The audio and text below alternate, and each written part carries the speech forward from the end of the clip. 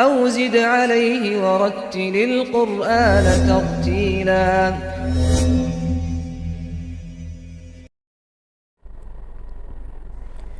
Assalamualaikum warahmatullahi wabarakatuh.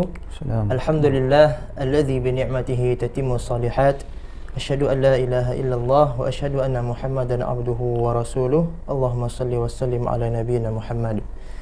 Pemirsa sekalian, alhamdulillah pada kesempatan kali ini kita akan berbincang sedikit, yaitu mengenai metode yang kita terapkan di dalam menghafal murajaah dan yang menyangkut dengan hafalan dan murajaah di pondok kita, yaitu Pondok Tahfidz Darul Quran Ibnu Abbas di Melabuh. Oleh sebab itu, insya-Allah kita akan kupas tuntas apa yang kita terapkan di sini, dan sudah bersama kita ada Al-Ustadz Hamzah Abdul Rahman Iskri sebagai muhafidz di pondok kita. Gimana kabar Ustaz? Alhamdulillah khair. Gimana kabar antum? Alhamdulillah khair, alhamdulillah. Alhamdulillah. Jadi kita akan berbicara sedikit Ustaz. Insyaallah. Ada sesuatu hal yang mungkin banyak pertanyaan nih dari teman-teman kita, saudara-saudara kita, ikhwah kita di luar mengenai metode syahadah, metode talqin dan sebagainya lah yang berhubungan dengan Al-Quran di pondok kita. Mungkin yang pertama sekali yang perlu kita jelaskan kepada kaum muslimin, mungkin metode talqin kita ini, setoran kita sehari-hari, bagaimana sebenarnya santri ini sehingga mereka itu layak untuk menghafal Al-Quran. Mungkin Ustaz bisa gambarkan kepada pemirsa mungkin untuk menjelaskan lebih detail insyaAllah. Tafadhal Ustaz. Bismillah, alhamdulillah, wassalatu wassalamu ala rasulillah wa ala alihi wa ashabihi wa mawalah. Amma ba'du. Pemirsa sekalian, teman-teman yang semoga dimanapun antum semua berada, selalu berada dalam lindungan Allah Subhanahu wa ta'ala. Sedikit kami atau ana ingin menjelaskan tentang bagaimana sih cara atau metode-metode dalam menghafal Al-Quran, kemudian murajaah Al-Quran, sampai nanti santri tersebut selesai menghafal 30 juz, selesai menghafal Al-Quran 30 juz, bagaimana metodenya. Yang pertama yang ingin kita sampaikan, ketika santri atau seorang masuk ke dalam sebuah pondok, jadi yang kita lakukan di sini adalah yang pertama, kita adakan daurah tahsin bagi siapa-siapa yang mereka yang dikatakan belum layak untuk menghafal. Ini kita perbaiki dulu bacaannya, kita tahsin betul-betul, tidak boleh menghafal. Jadi betul-betul waktu sebulan, 2 bulan, atau paling cepat ya ini sebulan, 2 bulan. Adapun nanti mungkin ada yang lebih lama, tergantung kemampuan masing-masing dari setiap anak. Iya. Kemudian setelah itu kita masuk ke bagi yang sudah lulus tahsin, kita masuk ke metode, masuk ke program menghafal. Ya ini kita mulai sebelum menghafal, kita ada namanya talqin fardhi.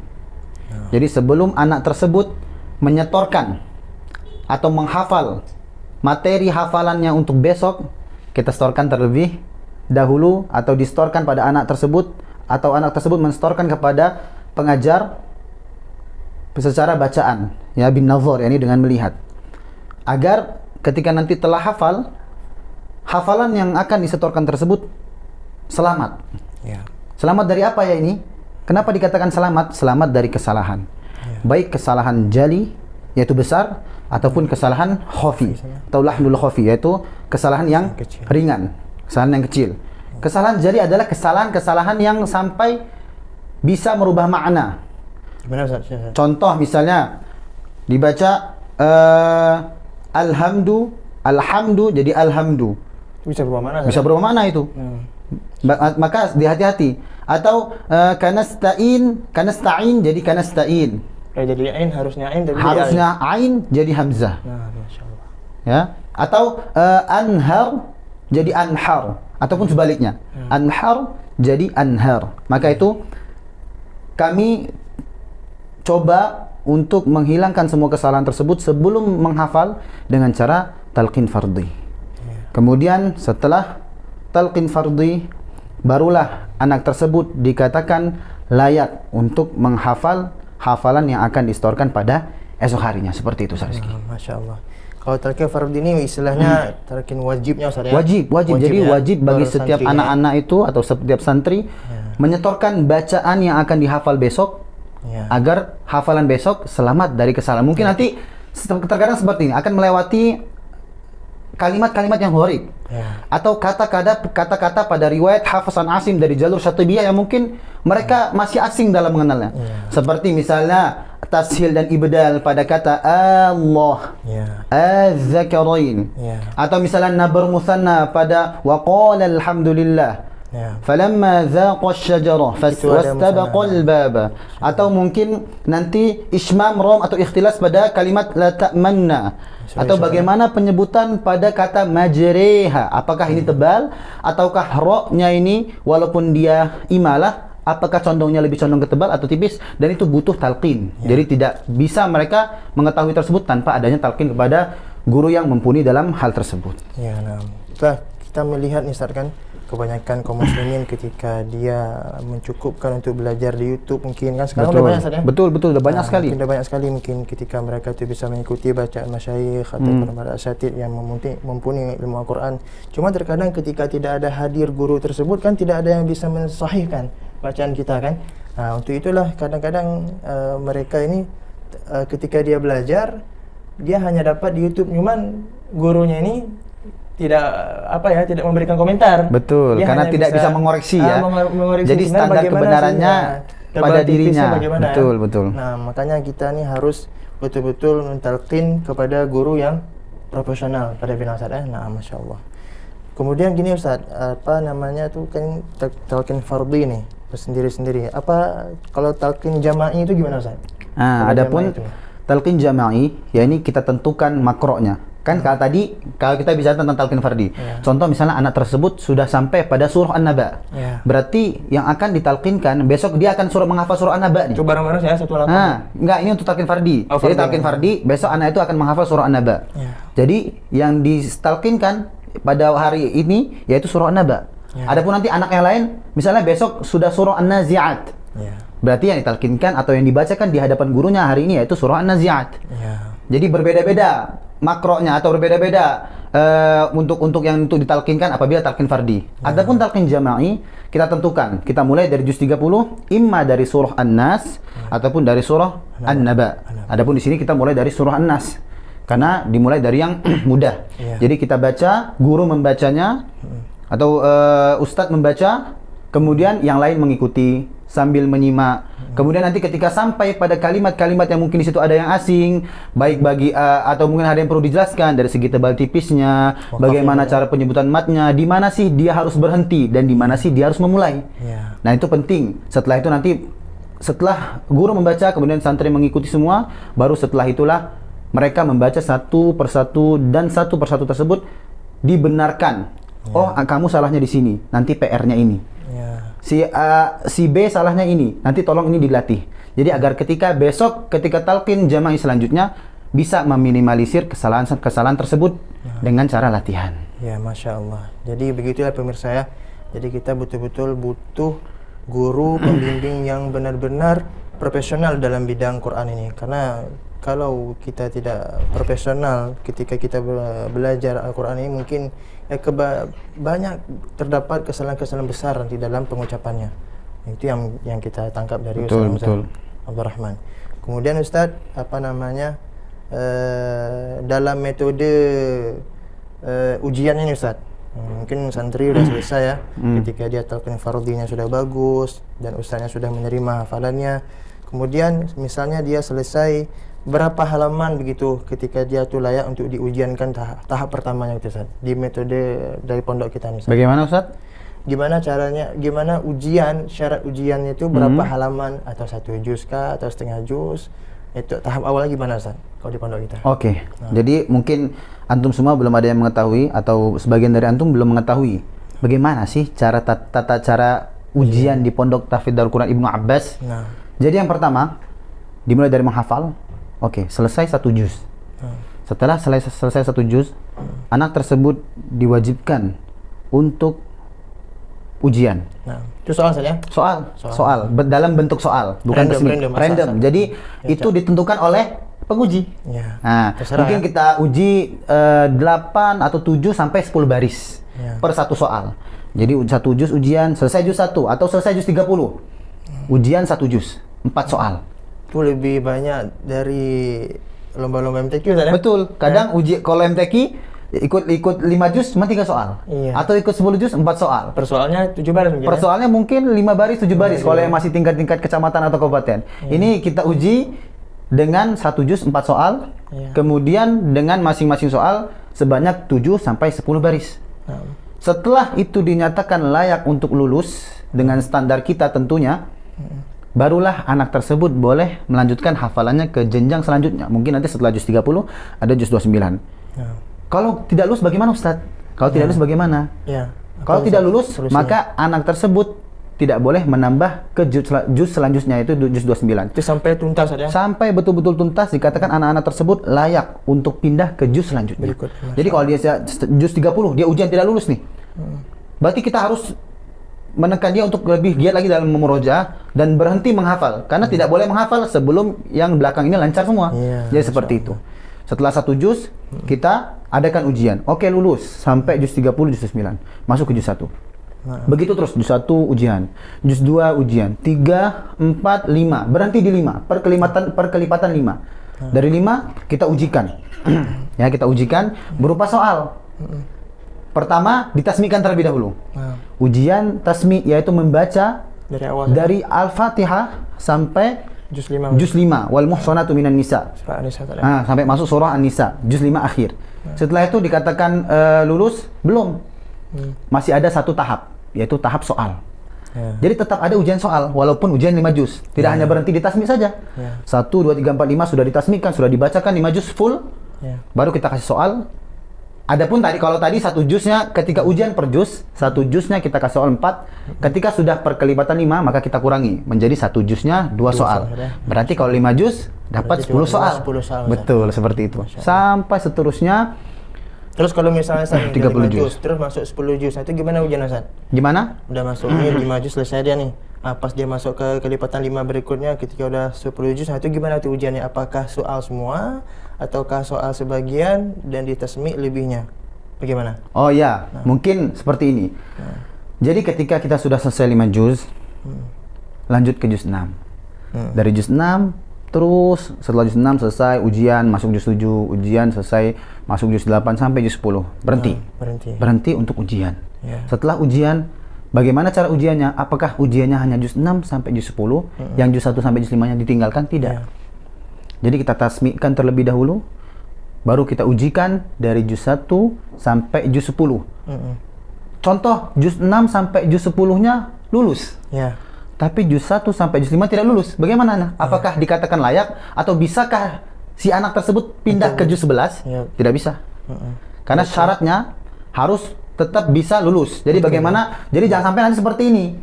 Dari juz 1 sampai juz 5 ujian lulus. Habis itu masuk ke juz 6 sampai juz 10 ujian lulus. Tapi juz 1 sampai juz 5-nya tidak diujikan. Nanti sudah masuk juz 6, juz 26 sampai juz 30 sudah lulus, akhirnya juz 1 sampai juz 25 hilang. Maka kita terus ujikan setiap perkelipatan 5 dan kita mulai ujian tersebut tetap dari juz 1 sampai akhir juz yang diujikan atau yang dihafal. Seperti itu. Sampai selesai saja. Masya Allah. Jadi nanti setelah semua selesai 30 juz kita ujikan. Setelah ujian juz 1 sampai juz 30 dengan soal 60 karena per juznya 2 soal.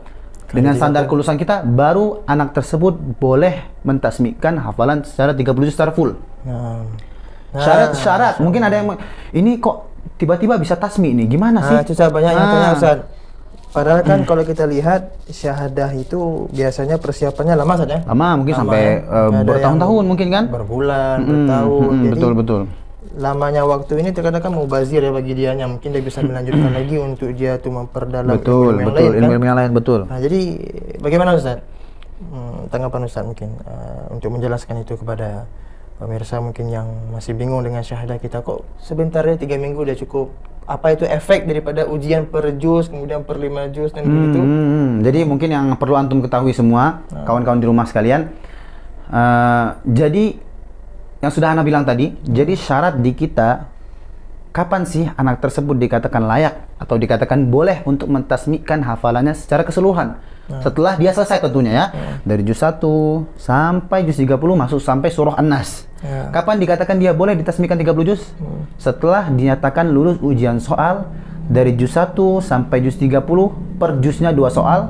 Berarti kalau 30 juz ada 60 soal. Dikatakan lulus, layak dengan standar kita, baru anak tersebut boleh membaca 30 juz secara majelis syahadah, yakni secara bil ghaib. Nah, ya.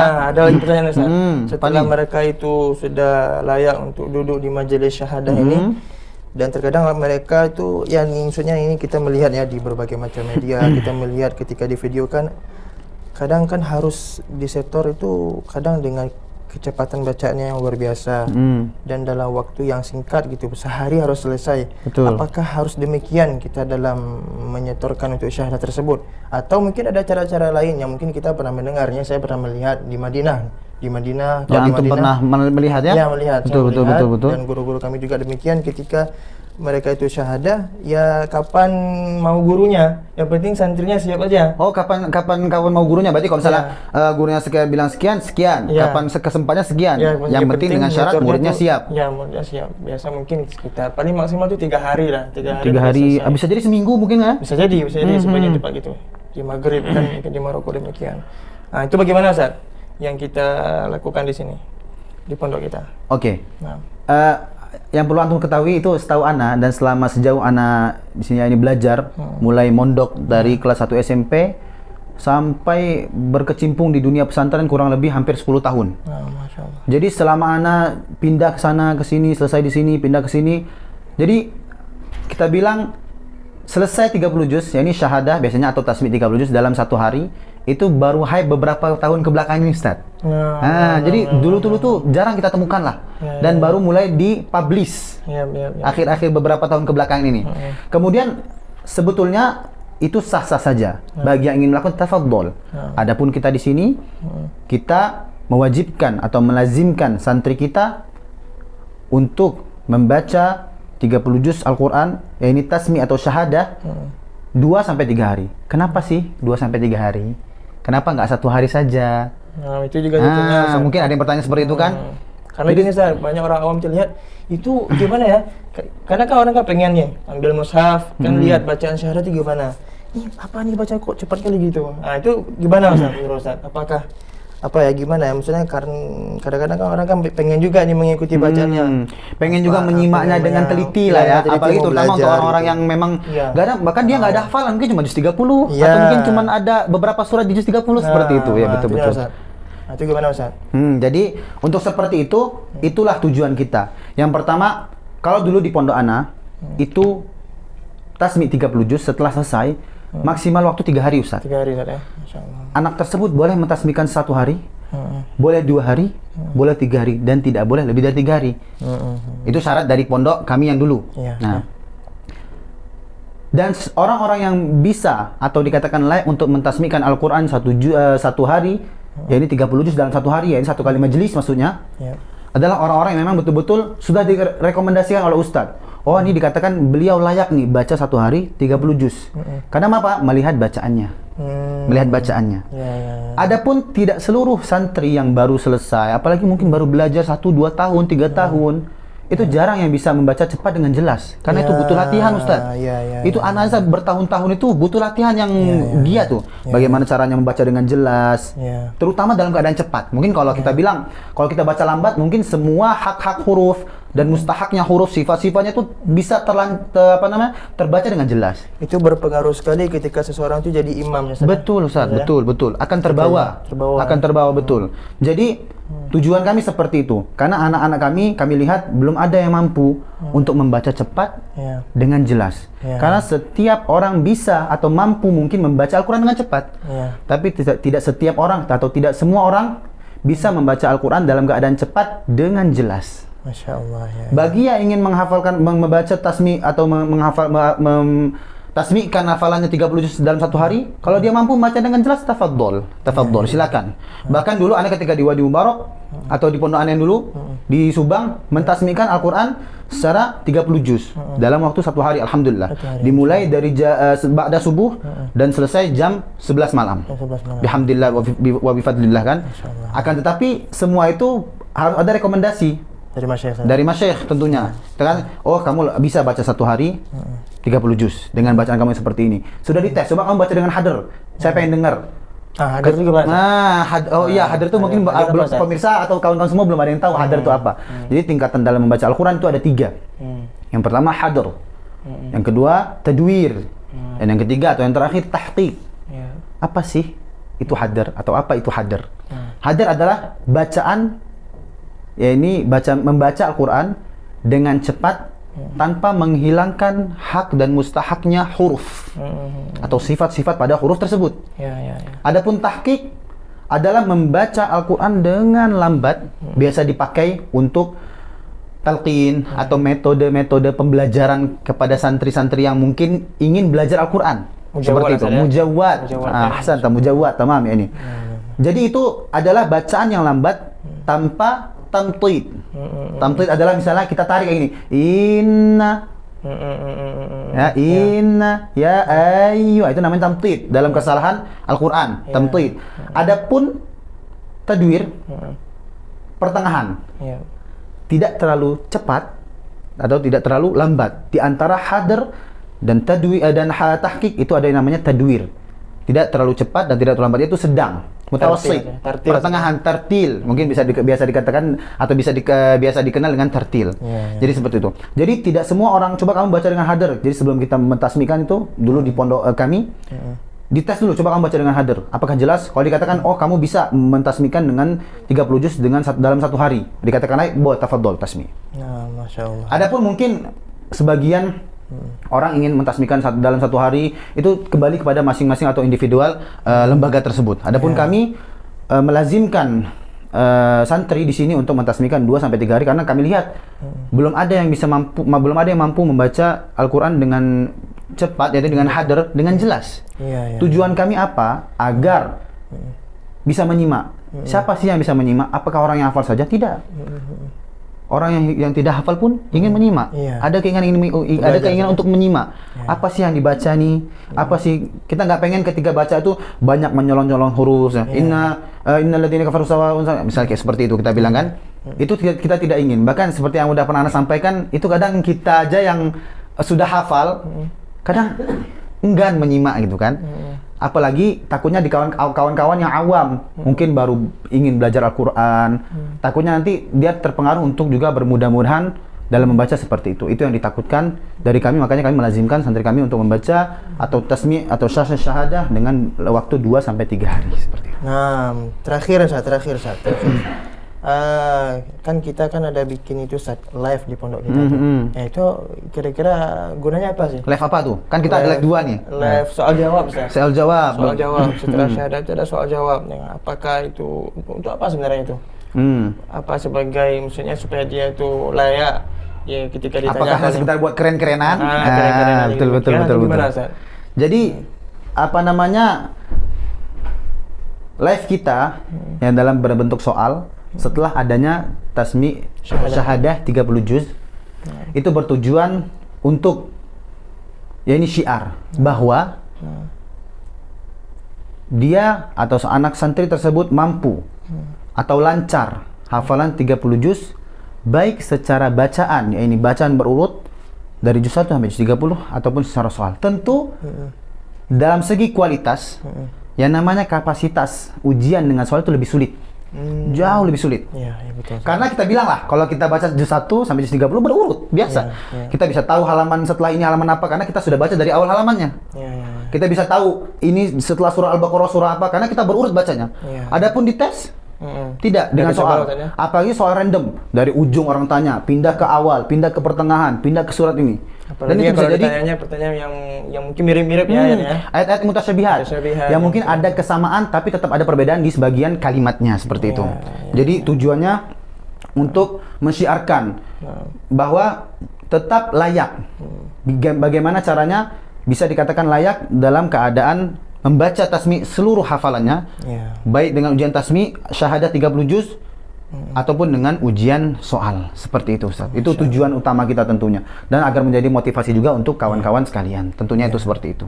Masya Allah, barakallahu fiik Ustaz. Mungkin itu yang selama ini yang menjadi pertanyaan besar kan bagi kaum muslimin di luar ini, yang menanyakan tentang masih syahadah. pada bingung mungkin ya. Karena kan belum terbiasa. Ustaz. Ya, karena mungkin sebagian kaum muslimin kadang terlalu tidak ada rujukan kemana-mana. Jadi kadang mungkin bagi kaum muslimin yang di Lampung, ya rujukannya di Lampung aja. Bagi kaum muslimin yang di Aceh, ya rujukannya di Aceh aja. Atau bagi kaum muslimin yang di Jakarta, rujukannya di Jakarta saja. Jadi tidak mau keluar. Jadi wawasannya hanya sempit di suatu tempat di mana dia tinggal. Jadi seperti itu. Padahal tentunya Al-Quran ini sangat luas, dan berapa banyak metode-metode, dan tentunya yang kita banyak contoh ya ini metode-metode yang ada di Timur Tengah sana, karena Al-Quran turunnya di Arab. Jadi kita harus banyak mencontoh-contoh segala macam aspek dari Al-Quran dari sana. Jadi kita kembalikan kepada di mana Al-Quran tersebut turun. Seperti Masya Allah, Masya Allah. Masya Allah Ustaz, sangat jelas sekali Ustaz. Jadi mudah-mudahan apa yang sudah Ustaz jelaskan dalam bincang kita ini mudah-mudahan bisa memberikan gambaran kepada kaum muslimin bahwasanya oh demikianlah kenapa kita bikin seperti itu syahadahnya, betul. jawab live tuh. Mungkin selama ini masih ada yang bingung, kurang jelas.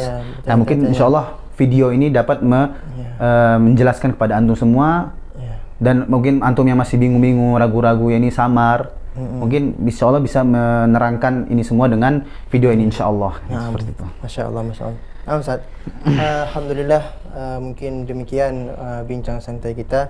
Semoga bermanfaat, dan apa yang sudah disampaikan oleh Ustaz Hamzah tadi itu menjadi motivasi bagi kita untuk semuanya anak-anak kaum muslimin tetap terus istiqomah dan cari guru yang benar, Ustaz cari guru wajib. yang benar untuk dalam dia mentalqinkan betul. meluruskan Al-Quran. Apa kata Al-Imam ni Ustaz, Imam Al-Jazari dalam kitabnya Al-Akhdhu bit-Tajwidi wal akhdhu bit-tajwidi hatmul lazim. Jadi man lam yusahhihil Quran, atau dalam riwayat lain man lam yujawwidil Qur'ana athimu. Li'annahu, jadi maksudnya kita itu disuruh belajar Al-Quran, membacanya. Dalam arti sini mungkin ketika sudah ada orang di tempat tersebut yang belajar teorinya secara mendalam, bisa gugur kewajiban yang lainnya di tempat tersebut. Adapun untuk membaca secara individual, karena kalau kita baca Al-Quran nggak mungkin orang lain membacakan. Makanya dikatakan di sini wal akhdhu bitajwidi hatmul lazimu, sesuatu yang lazim adalah sesuatu yang wajib. Ya ini dalam arti sini yaitu membacanya kita secara individual, bukan mendalami teorinya secara mendalam itu tafadhol. Akan tapi ketika sudah ada di tempat tersebut yang mendalaminya, maka sudah gugur kewajiban yang lainnya. Nah, jadi malam yusahhihil Qur'ana athimu. Barang siapa yang ada waktu, punya, tentunya semua akan ketika dikatakan ada waktu, semua dikatakan, oh saya nggak punya waktu, saya kerja, sibuk cari nafkah, saya adalah orang tua yang baik, menafkahinya, saya adalah anak yang baik, berbakti. Jadi belajar itu butuh yang namanya meluangkan waktu, bukan tunggu waktu luang untuk belajar. Kalau kita selalu menunggu waktu luang untuk belajar, maka sampai mati pun kita tidak akan pernah menyentuh yang namanya pelajaran, apalagi belajar Al-Quran. Itulah yang dikatakan, barang siapa yang memiliki waktu, akan tetapi dia enggan dalam belajarnya. Ketika qadarullah dia membaca Al-Quran, mungkin dalam bulan Ramadan kah? Karena dia jarang belajar kan, mungkin bacanya tak hanya pada ketika Ramadan saja. Dan dia jatuh, atau ketika membaca, dia jatuh kepada kesalahan yang memang bisa merubah makna, bahkan maknanya makna yang buruk. Athimu, maka dia telah jatuh kepada dosa. Malam yusahhil Quran athim li'annahu bihil ilahu anzala. Li'annahu, sesungguhnya Al-Quran, karena sesungguhnya Al-Quran itu turun dengan tajwid. Ya, li'annahu bihil ilahu anzala wa hakadha minhu ilaina wasala. Dan Al-Quran itu sampai saat ini, sampai kepada kita semua juga dengan tajwid tentunya. Jadi antara Allah turunkan ke malaikat Jibril, kemudian malaikat Jibril talaqikan kepada Nabi Muhammad, dan Nabi Muhammad talaqikan kepada para sahabat, sampai sekarang kepada kita melalui sanad-sanadnya, dan itu semua dengan tajwid tentunya. Bukan hanya dengan asal-asal baca, asal ini seperti itu. Semua tentunya ada silsilahnya dan ada sampai kepada Rasulullah seperti itu. Sallallahu alaihi wasallam. Nah, ini kalau kita bahas lagi mungkin Masya Allah panjang mungkin lebar. Nggak cukup 2 jam waktunya nih. 2 jam nggak cukup mungkin. Mungkin kita buat daurah nih. Ini kan bincang-bincang santai. Mungkin teman-teman sekalian sedikit bisa menerangkan yang selama ini kawan-kawan sekalian mungkin ragu atau mungkin bimbang ini gimana sih gini nih, karena mungkin terpatok pada satu tempat atau pada satu di tempat di mana dia tinggal. Jadi nggak ada wawasan yang lainnya. Maka kita bukakan wawasan antum semua. Insya Allah dengan video ini bisa menjawab keresahan-keresahan antum semua di manapun antum semua berada. Insya Allah seperti itu. Insya Allah. Jazakumullah khairan. Wa iyyak atas pembincang-bincang antum, mudah-mudahan bermanfaat. Mungkin demikian, jazakumullah khairan juga kepada pemirsa yang sudah menyaksikan. Semoga kita dilindungi oleh Allah Subhanahu wa taala dan Allah memberkahi waktu kita dalam kebaikan. Amin. Wassallallahu ala nabiyyina Muhammad wa ala alihi wa sahbihi wasallam. Subhanakallah wa bihamdik, asyhadu an la ilaha illa anta astaghfiruka wa atubu ilaik. Wassalamualaikum warahmatullahi wabarakatuh. Waalaikumsalam warahmatullahi wabarakatuh. Jazakumullah khair. Diminum Ustaz? Fadhal. Insyaallah.